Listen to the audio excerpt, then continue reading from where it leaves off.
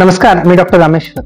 आज लातूर येथे आयोजित फोस्टॅक ट्रेनिंग म्हणजेच अन्न सुरक्षेची जी चळवळ आहे त्या अंतर्गत फोस्टॅक ट्रेनिंग राबवली जाते। त्यामध्ये अन्न प्रशिक्षण आणि त्याचं प्रमाणन, ज्याला की सर्टिफिकेशन आणि ट्रेनिंग अशा दुहेरी अर्थाने संबोधलं जातं, त्याबद्दल मार्गदर्शन करण्यात आलं। यामध्ये प्रामुख्याने सगळ्यात पहिली गोष्ट ती म्हणजे अन्नाचं लायसन्स, ज्याला आपण परवाना म्हणतो। त्यामध्ये सर्वप्रथम येतं आपलं रजिस्ट्रेशन, ज्यासाठी 12 लाखांची मुदत असते।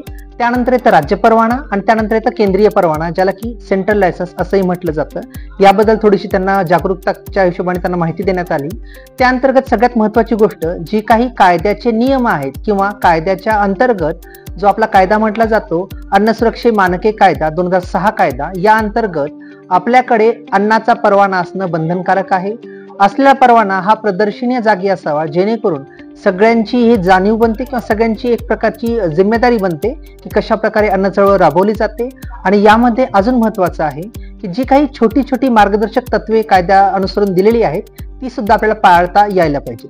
त्यामध्ये सर्वप्रथम असे आपल्याला म्हणता येईल की वैयक्तिक स्वच्छता, त्या अनुषंगानेच कशा प्रकारे अन्नपदार्थ बनवावेत, हाताळणी करताना कशा प्रकारे करावी, त्यांची साठवणूक कशी करावी, यांचंही विशेष असं मार्गदर्शन आपल्याला मिळतं।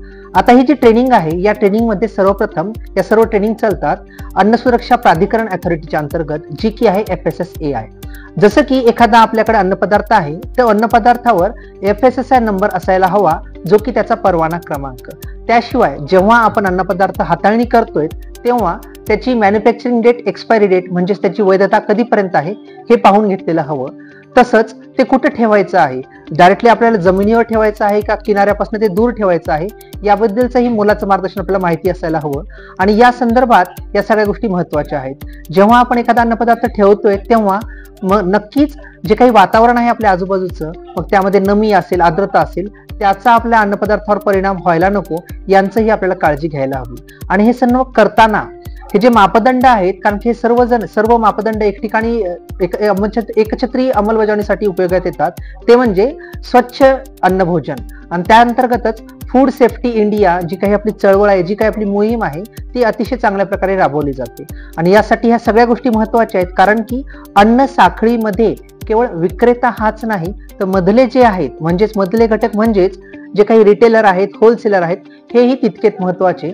आणि त्या अनुषंगाने ही सगळी माहिती आपल्याला महत्त्वाची ठरते।